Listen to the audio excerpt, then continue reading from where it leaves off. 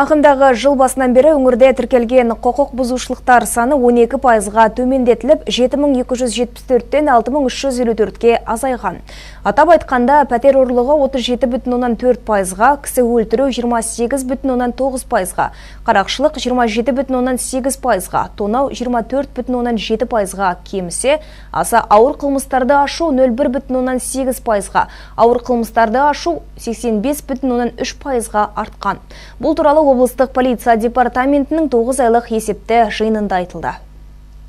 Аймақ басшысы Асқар Мырзахметовке аталмыш полиция департаментінің бастығы Арман Оразалиев ағымдағы жылдың алғашқы 3/90-дағы жұмыс қорытындысы туралы баяндады. Ол қоғамдық орындарда жасалатын қылмыстарды азайту үшін атап айтқанда ұсақ бұзақылық, спирттік ішімдіктерді ішу немесе қоғамдық орындарда мас күйінде жүру, сондай-ақ оларды жасауға мүлдем төзбеушілік қағидасы бойынша әкімшілік құқық бұзушылықтарды анықтау секілді алдын алу бойынша нақты шаралар қабылданғанын айтып өтті. Сондай-ақ департамент басшысы жыл басында салынған айыппұлды бюджетке өндіру туралы әкімшілік тарапынан 9 айға қойылған жоспар 31%-ға асырып орындалғанын жеткізді. Бұл орайда өндіріп алуға жоспарланған 407 миллион 381 мың теңге болса, бүгінгі күні өндіріліп жергілікті бюджетке түскені 590 миллион 689 мың теңгені құрап отыр. Сол секілді есепте тұрған адамдармен жұмысты ұйымдастыру және отбасы тұрмыстық салада жасалатын қылмыстардың алдын алу мәселесі де ерекше назарда екен. Нақтырақ айтсақ, отбасылық тұрмыстық қатынастар саласында жасалған қылмыстар саны 28,1%-ға қысқарған. Өңір басшысы Асқар Мырзахметов жұмыстың жүйелігіне, әкімшілік істер бойынша айыппұлдардың қатаңдығына назар аударуға шақырды. Кәмелетке толмағандарға алкоголь сататын бизнес субъектілерінен лицензияларды қайтарып алу, барлық жол ережесін бұзушыларды атағы мен лауазымына қарамастан қатаң жасалау, вандализм фактілерімен ымырасыз күресу, экологиялық және табиғатты қорғау, мал ұрлығын азайту мәселелеріне айрықша көңіл бөлуді міндеттеді. Асқар Исабекұлы құқық қорғау органдарының жұмысын жандандыра түсуді, салада атқарылатын жұмыстардың аз еместігін ескеріп, түйінді түйткілдерді шешу үшін мұқият талдау және кешенді тәсіл қажеттігін баса айтты. Жиында азаматтардың қауіпсіздігін және көшелердегі тәртіпті қамтамасыз етудің маңыздылығы,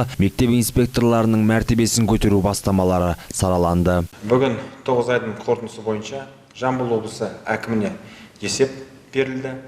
Онда облысымыздағы қоғамдық қауіпсіздікті қамтамасыз ету бойынша атқарылған жұмыс нәтижесі туралы баяндалды.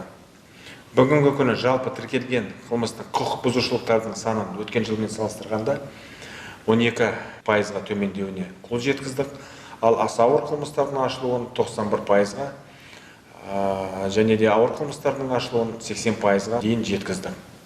Облыс әкімі Асқар Исабекұлы тапсырмасына сәйкес табиғатты қорғау полициясы күшейтілетін болады, яғни басқа полиция бөлімдерінен уақытша қосымша қызметкерлер жіберілетін болады. Сонымен қатар облыс әкімдігімен бірлесе отырып, алдағы уақытта мектеп инспекторларының материалдық базасына қатысты мәселелер толықтай шешіледі, және де осы кәмелетке толмағандар істер жөніндегі инспекторларына арнайы әдістемелік нұсқамалар әзірленетін болады.